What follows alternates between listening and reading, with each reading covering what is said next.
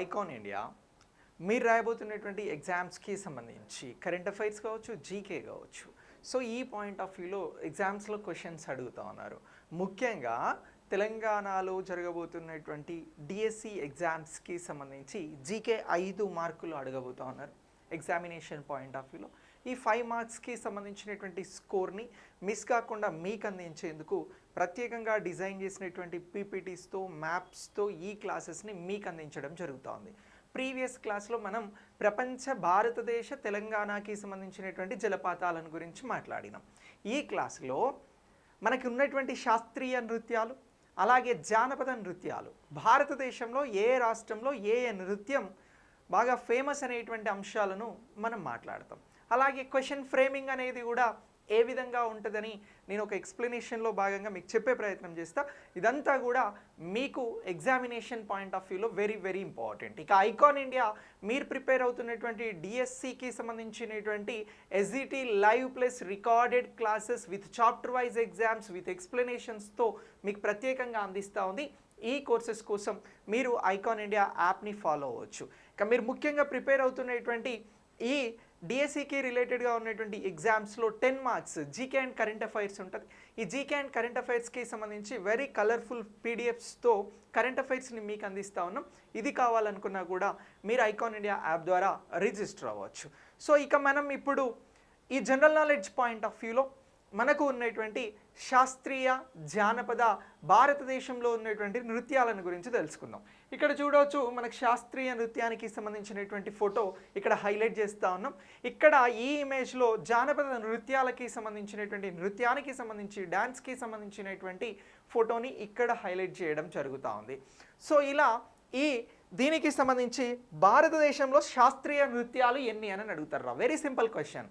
భారతదేశంలో క్వశ్చన్ సింపుల్గా అడగాలనుకున్నప్పుడు శాస్త్రీయ నృత్యాలు ఎన్ని అని అంటాడు. ఎన్ని అని అంటే 8 ఉంటాయి అని గుర్తుంచుకోవాలి. ఒక్కో రాష్ట్రం నుంచి ఒక్కో శాస్త్రీయ నృత్యం అనేది ఇక్కడ వెరీ ఫేమస్గా మనకు చెప్పబడుతూ ఉంది. సో దెన్ లేదు అని అంటే క్వశ్చన్ ఇంకా ఏ రూపంలో అడుగుతాడు అని అంటే, భారతదేశంలో 8 శాస్త్రీయ నృత్యాలు ఉన్నాయి, 8 రాష్ట్రాల నుంచి ఈ శాస్త్రీయ నృత్యాలు గుర్తించబడుతూ ఉన్నాయి, ఏ రాష్ట్రాల నుంచి ఏ నృత్యం వెరీ ఫేమస్ అని చెప్పేసి అడుగుతాడు మనల్ని. అలా అడిగినా కూడా మనం ఆన్సర్ చేయగలగాలి. ఇగో మీకోసం భారతదేశం అనేటువంటి మ్యాప్ను తీసుకొచ్చినాం. అలాగే నృత్యం, దానికి సంబంధించి ఏ రాష్ట్రం వెరీ ఫేమస్, దానికి సంబంధించి ఆ నృత్యానికి సంబంధించి అనేది మనం ఫస్ట్ మాట్లాడుతూ ఉన్నాం. ఇప్పుడు ముందుగా మనం మాట్లాడుతున్నటువంటిది శాస్త్రీయ నృత్యాలు. శాస్త్రీయ నృత్యాలు ఎన్ని అని అంటున్నాం? 8. సో ఈ 8కి సంబంధించి ఇగో మనం ముందుగా భరతనాట్యం అని అంటున్నాం. మన భారతదేశంలో భరతనాట్యం ఏ రాష్ట్రం నుంచి వెరీ ఫేమస్ అంటారు? ఇగో భరతనాట్యం అనేది మన భారతదేశంలో మనకి తమిళనాడు రాష్ట్రం నుంచి వెరీ ఫేమస్ అని చెప్పేసి గుర్తించాల్సి ఉంటుంది. సో భరతనాట్యానికి మూల రాష్ట్రం ఏది? ఏ రాష్ట్రంలో భరతనాట్యానికి సంబంధించినటువంటి చారిత్రాత్మక నేపథ్యం ఉన్నది అని అంటే, ఇగో మనకి ఇక్కడ కనబడుతున్నటువంటి భారతదేశానికి దక్షిణం వైపున కనబడుతున్నటువంటి ఈ తమిళనాడు రాష్ట్రంలో మనకి భరతనాట్యం అనేది వెరీ ఫేమస్గా గుర్తుంచుకోవాలి. దీనికి మూలం అంటే భరతనాట్యానికి ఏ రాష్ట్రం మూలము అని అడిగితే తమిళనాడు రాష్ట్రము అని అంటున్నాం.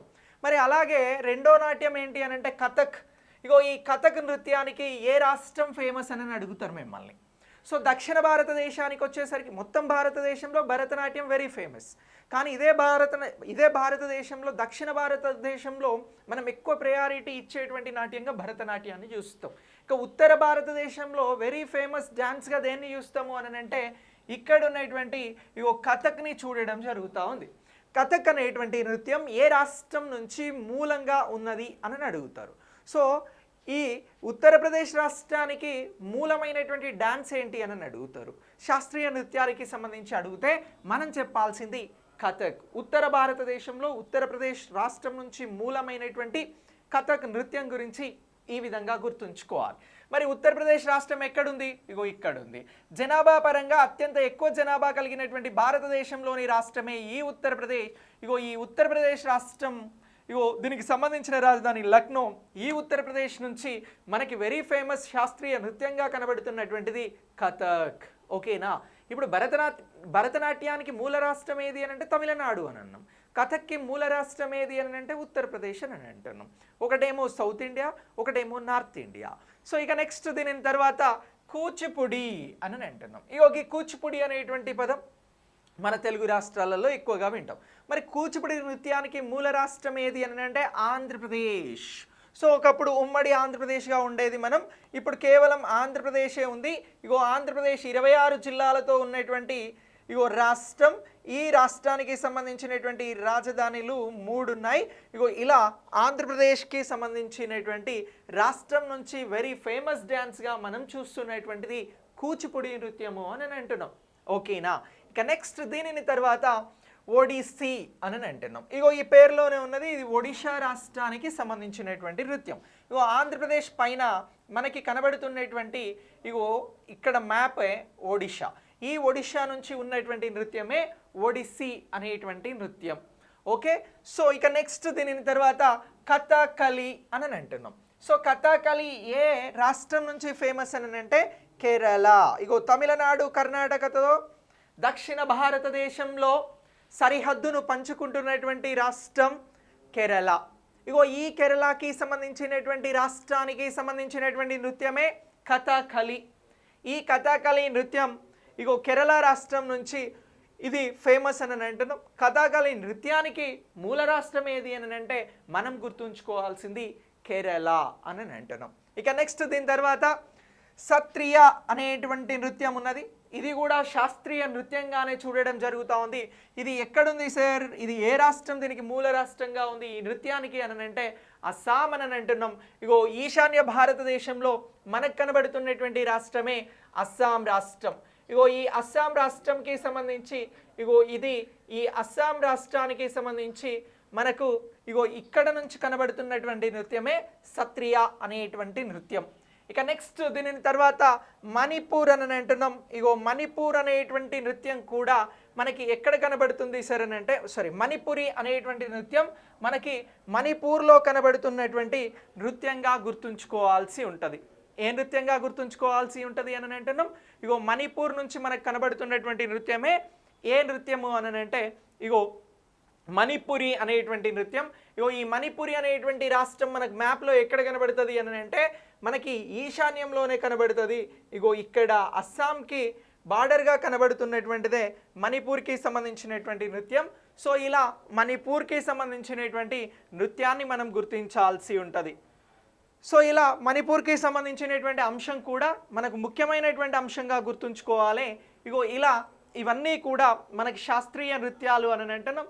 శాస్త్రీయ నృత్యాలకి సంబంధించినటువంటి అంశాన్ని ఎగ్జామినేషన్ పాయింట్ ఆఫ్ వ్యూలో అడిగితే మనం చెప్పాల్సినవి ఇగో ఇవి అని చెప్పేసి గుర్తుంచుకోవాలి. ఇక నెక్స్ట్ దీనిని తర్వాత మరొక నృత్యం ఏమని అంటున్నాము అని అంటే మోహిని ఎట్టం అని అంటున్నాం రా. మరొక నృత్యం ఏమని అంటున్నాం మోహిని ఎట్టము అని అంటున్నాం.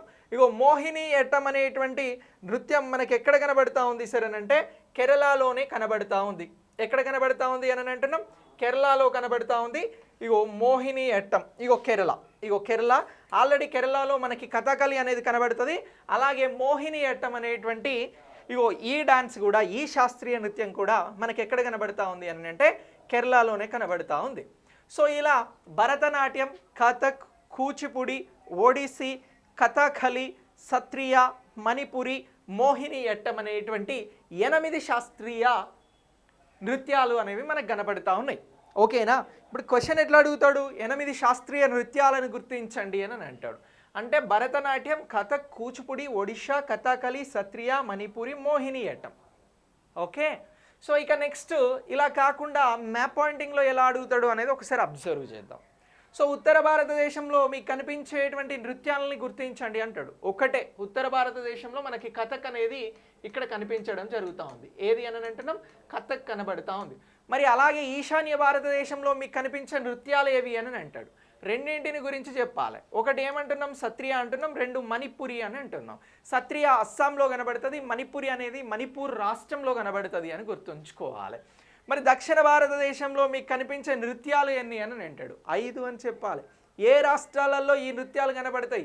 దక్షిణ భారతదేశంలో శాస్త్రీయ నృత్యాలకు ప్రధానమైనటువంటి రాష్ట్రాలను గుర్తించండి అని అంటాడు. తమిళనాడు భరతనాట్యం, ఆంధ్రప్రదేశ్ కూచిపూడి, అలాగే ఒడిస్సీ, ఒడిషా. ఇక నెక్స్ట్ ఇక్కడ కథకళి, కేరళ, మోహినియట్టం కేరళ. ఇలా ఇగో ఈ 5 కూడా మనకి ఈ దక్షిణ భారతదేశంలో ప్రధానంగా కనబడుతున్నటువంటి శాస్త్రీయ నృత్యాలుగా గుర్తుంచుకోవాలి. మ్యాప్ పాయింటింగ్లో అడిగితే మనకి కేరళలో 2, తమిళనాడులో 1, ఆంధ్రప్రదేశ్లో 1, ఒడిశాలో ఒక శాస్త్రీయ నృత్యం ఉన్నది. అదే మ్యాప్ పాయింటింగ్ ఈశాన్య భారతదేశంలో అడిగితే అస్సాంలో, మణిపూర్లో ఒక్కొక్క శాస్త్రీయ నృత్యాలు ఉన్నాయి. ఇక నెక్స్ట్ ఉత్తర భారతదేశంలో అడిగితే మన కథక్ అనేటువంటి ఒకటే శాస్త్రీయ నృత్యం ఉన్నది. ఇలా శాస్త్రీయ నృత్యాల గురించి మీకు బిట్ వస్తే 100% మిస్ కాదు. ఈ 8 అంశాలను గుర్తుంచుకుంటే. ఎన్ని అంశాలని అంటున్నాం? 8. ఈ 8 గుర్తుంచుకుంటే చాలా చాలా సులువుగా ఆన్సర్ చేసేస్తారు. ఓకేనా? ఇలాంటి ఎక్స్ట్రాడినరీ క్లాసెస్ మీకు ఐకాన్ ఇండియా యాప్ ద్వారా అందిస్తున్నాం.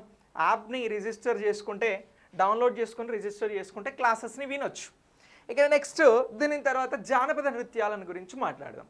జానపద నృత్యాలు ఒక్కో రాష్ట్రానికి ఒక్కో స్టైల్లో చాలా ఉన్నాయి. జస్ట్ ఆ రాష్ట్రంలో ఉండేటువంటి డాన్సెస్ని గురించి ఒక్కసారి ఇక్కడ మనం తెలుసుకోవాల్సి ఉంటుంది. ఓకేనా?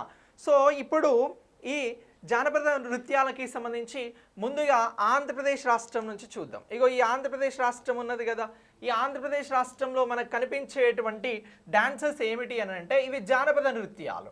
సో విలాసిని నాట్యం, భామాకల్పం, వీరనాట్యం, డప్పు, తప్పెటగుళ్ళు, లంబాడీలు, థీమ్సా, కోలాటం ఇవన్నీ కూడా మనకి జానపద నృత్యాలుగా ఆంధ్రప్రదేశ్ రాష్ట్రంలో కనిపిస్తున్నటువంటి నృత్యాలు. మిమ్మల్ని క్వశ్చన్ శాస్త్రీయ నృత్యాలు బాగా నేర్చుకొని పోయిరని జానపద నృత్యాలను గురించి క్వశ్చన్ అడిగింది అనుకో, ఆంధ్రప్రదేశ్లో కనిపించేటువంటి నృత్యాలు ఏమిటి అని అంటే విలాసిని నాట్యం, భామాకల్పం, వీరనాట్యం, డప్పు, తప్పెటగుళ్ళు, లంబాడీలు, థీమ్సా, కోలాటం అని చెప్తే 1 మార్క్ వస్తుంది.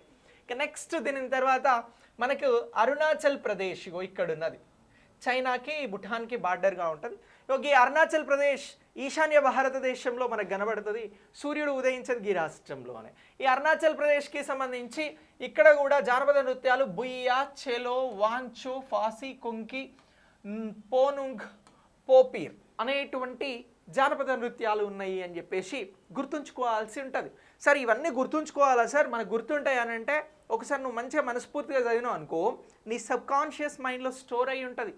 మళ్ళీ నీకు అది అవసరాన్ని బట్టి వెనుకకు వస్తూ ఉంటుంది. నీ సబ్కాన్షియస్ మైండ్లో దీన్ని రిజిస్టర్ చేసే ప్రయత్నం చేయాలి. ఓకేనా? ఒక్కసారి చదువు, మనసు పెట్టి ఆలోచించు, వీలైతే ఆ డ్యాన్స్ నువ్వే చేసినట్టు ఫీల్గా. ఇక నెక్స్ట్ 3వది అస్సాంకి సంబంధించినటువంటి రాష్ట్రం. ఇగో అస్సాంకి సంబంధించినటువంటి రాష్ట్రం కూడా మనకి ఈశాన్య భారతదేశంలో కనబడుతుంది. ఇక్కడ బీహు, బిచ్చువా, నట్ పూజ, మహారాన్, ఖగోలీపాల్, బగురుంబా, నాగనృత్యం, ఖేల్ గోపాల్ ఇవన్నీ కూడా జానపద నృత్యాలుగా అస్సాం రాష్ట్రంలో మనకు కనబడుతున్నటువంటి నృత్యాలు అని గుర్తుంచుకోవాలి. ఇక నెక్స్ట్ ఇక్కడ కనబడుతున్నటువంటి నృత్యం బీహార్కి సంబంధించినటువంటి రాష్ట్రం ఇది.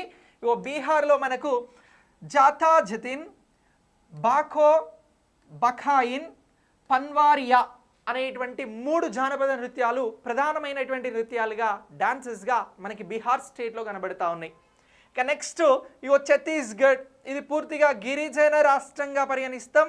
ఈ ఛత్తీస్గఢ్కి సంబంధించినటువంటి రాష్ట్రంలో మనకు కనబడుతున్నది గౌర్ మారియా, పంతి, రాత్ నాచా, పన్వాని, వేదామతి, కాపాలిక్ ఇవన్నీ కూడా మనకు ఛత్తీస్గఢ్ రాష్ట్రంలో కనబడుతున్నటువంటి ముఖ్యమైన జానపద నృత్యాలు అని గుర్తుంచుకోవాలి. ఇక నెక్స్ట్ దీని తర్వాత గుజరాత్ స్టేట్, భారతదేశానికి పశ్చిమంగా ఉన్నటువంటి చివరి రాష్ట్రం మనకి గుజరాత్. ఈ గుజరాత్కి సంబంధించినటువంటి రాష్ట్రంలో జానపద నృత్యాలకి సంబంధించి గర్బా, ధాండియారాస్, తిప్పని, జురియాన్, అలాగే బవాయి. సో ఇవన్నీ కూడా మనకు గుజరాత్ రాష్ట్రంలో కనబడుతున్నటువంటి ప్రధానమైనటువంటి జానపద నృత్యాలు. ఇక నెక్స్ట్ ఇప్పుడు G20 జరుగుతూ ఉంది. మీరు అబ్జర్వ్ చేసిరో లేదో, G20కి చాలా దేశాల నుంచి ప్రతినిధులు వచ్చారు. వీళ్ళకి వెల్కమ్ అంతా కూడా జానపద నృత్యాలకి సంబంధించినటువంటి వారి ద్వారా చెప్పించడం జరిగింది. ఇటీవల మీకు తెలుసో లేదో ఒకసారి చూస్తే IMFకి సంబంధించినటువంటి చీఫ్ కూడా జానపద నృత్యానికి సంబంధించినటువంటి డాన్స్ చేసేందుకు ప్రయత్నం చేసింది.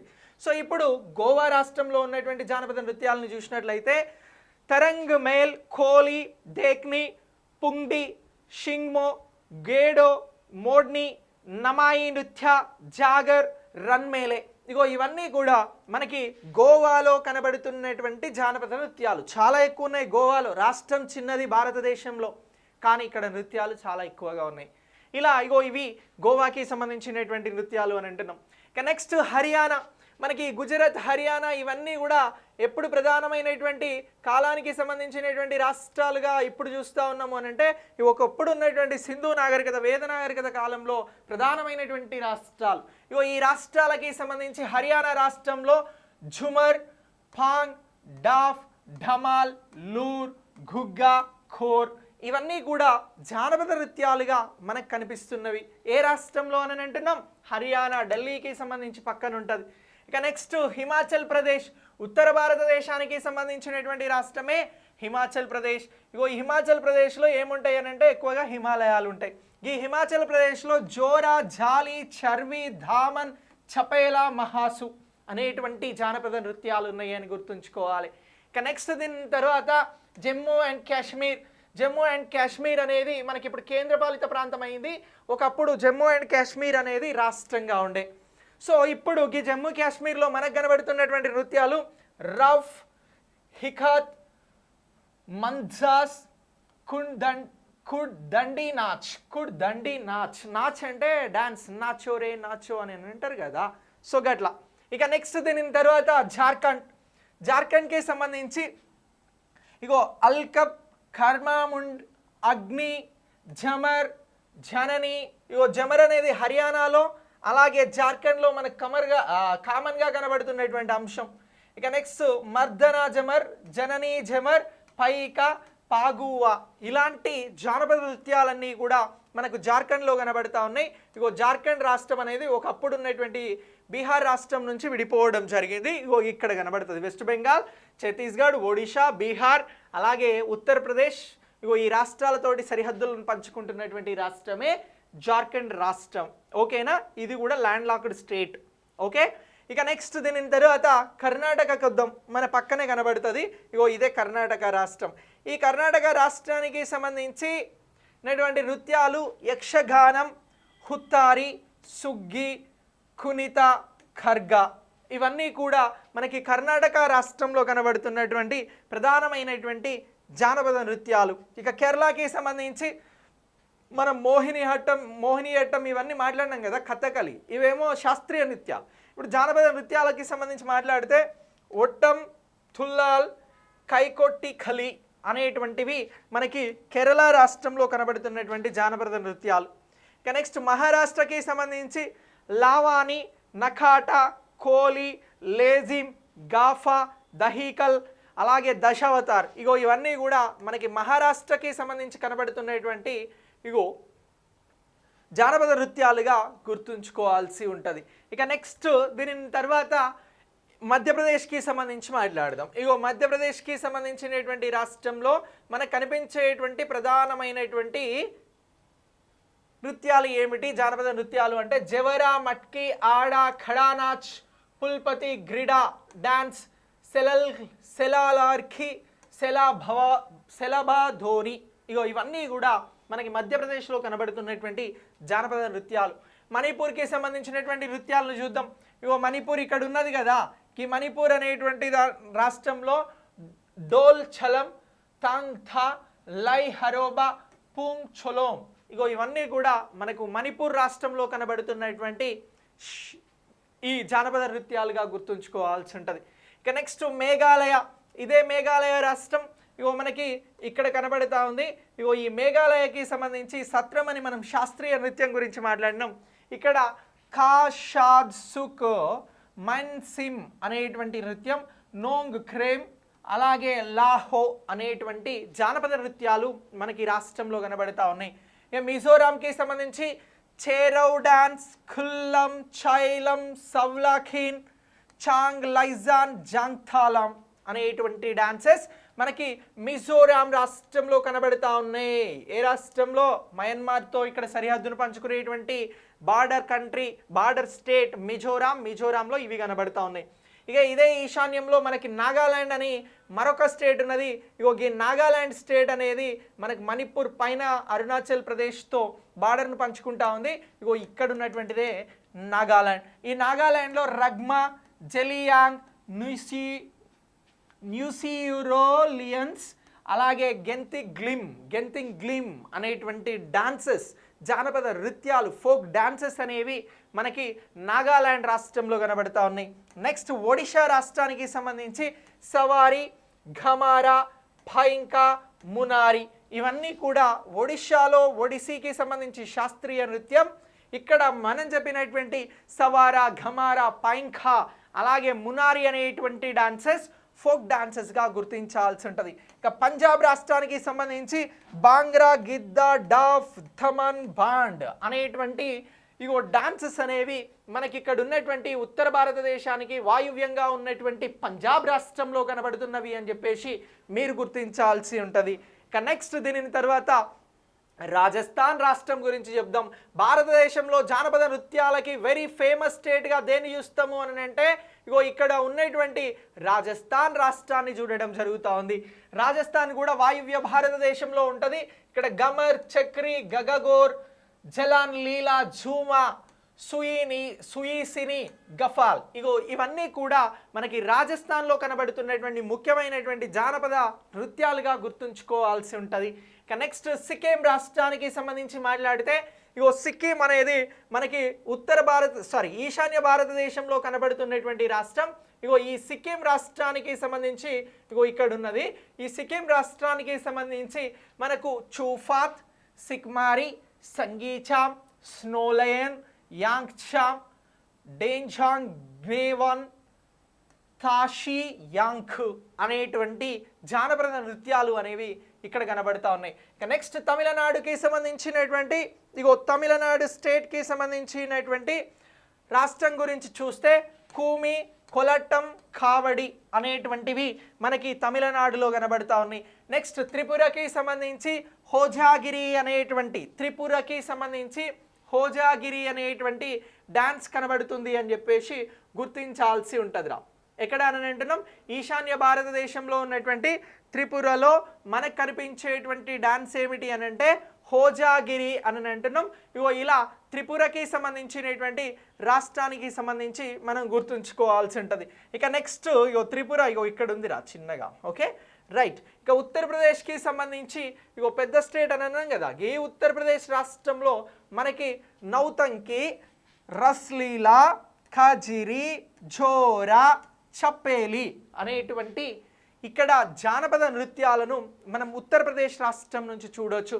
దీని తర్వాత ఉత్తరాఖండ్ రాష్ట్రం నుంచి మనం చూడాల్సినటువంటి డాన్సెస్ ఇగో ఇక్కడే ఉత్తరప్రదేశ్ బార్డర్గా హిమాలయాలలో ఉండేటువంటి గర్వ, కుమాయుని, ఖజారి, జోరా, రస్లీలా అనేటువంటి డాన్సెస్ మనకి ఉత్తరాఖండ్కి సంబంధించినటువంటి రాష్ట్రంలో కనబడుతున్నటువంటి ప్రధానమైనటువంటి డాన్సులుగా గుర్తుంచుకోవాలరా. ఇక తెలంగాణకి సంబంధించి జానపద నృత్యాలు లేవా అంటే సార్ ఉన్నాయి సార్.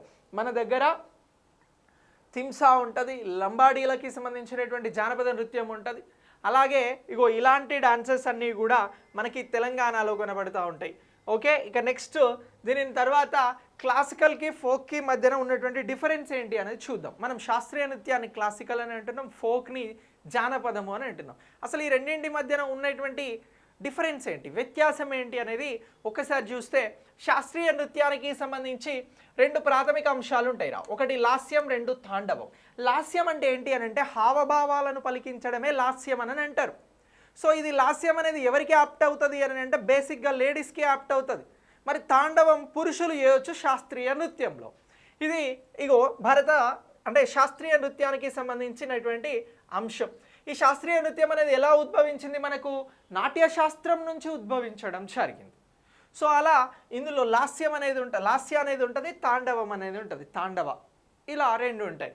ఇక నెక్స్ట్ జానపద నృత్యానికి సంబంధించి ఇది ప్రజల జీవితాలను బేస్ చేసుకొని వచ్చినటువంటి నృత్యం రా. ఇది తరచుగా స్థానిక సంగీతానికి అనుగుణంగా అభివృద్ధి చేసేటువంటి నృత్యం. చాలా రిథమిక్గా ఉంటుంది, చాలా బాగుంటుంది. అక్కడ ఉన్నటువంటి సాంప్రదాయ సంస్కృతిని బేస్ చేసుకొని ఓన్ మ్యూజిక్ని క్రియేట్ చేసి ఓన్ డ్యాన్స్ని క్రియేట్ చేస్తారు. అదే ఏమైంది తర్వాత జానపద నృత్యం అయ్యింది. ఓకేనా?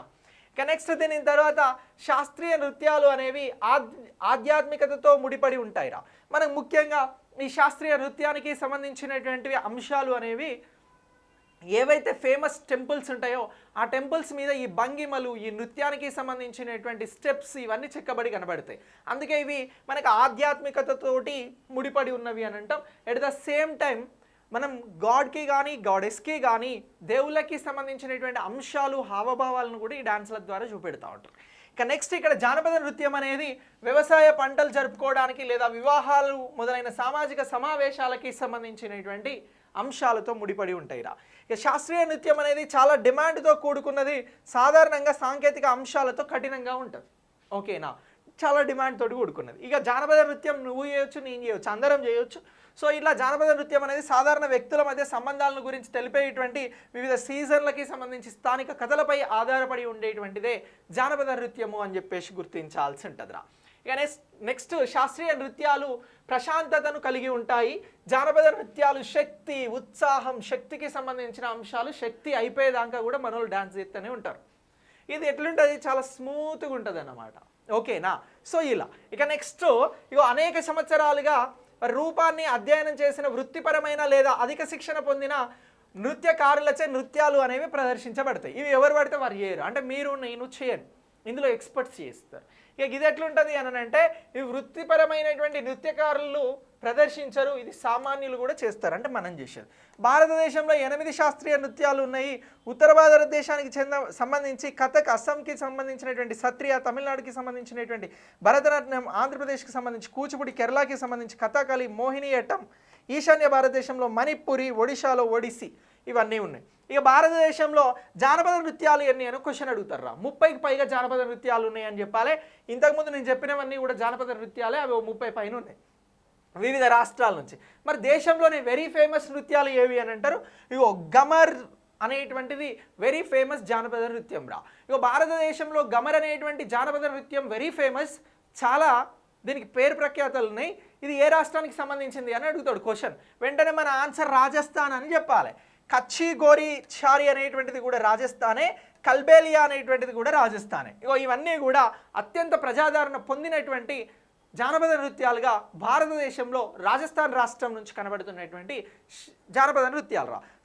శాస్త్రీయ నృత్యాలు 8 అని అన్నాం. జానపద నృత్యాలు భారతదేశంలో 30 పైగా గుర్తించబడినాయి అని అంటున్నాం. అంతకు మించి కూడా ఉంటాయి. ఓకేనా, ఇది మీకు ఈ జానపద నృత్యాలకి సంబంధించి, శాస్త్రీయ నృత్యాలకి సంబంధించినటువంటి అంశం. మిమ్మల్ని క్లాసిక్ కానీ ఫోక్ డాన్స్ మీద కానీ క్వశ్చన్స్ అడిగితే మనం డిస్కస్ చేసిన అంశాలు అనేవి సరిపోతాయి. ఇక్కడ నుంచి క్వశ్చన్ వస్తే మీరు చాలా సులువుగా ఆన్సర్ చేస్తారని నేను భావిస్తూ ఉన్నా. క్లాస్ నచ్చితే మీరు వెంటనే మీ ఫ్రెండ్స్కి షేర్ చేయండి. ఐకాన్ ఇండియా ఇస్తున్నటువంటి ఆన్లైన్ క్లాసెస్ గురించి మీ ఫ్రెండ్స్ అందరికీ చెప్పండి. Thanks for watching.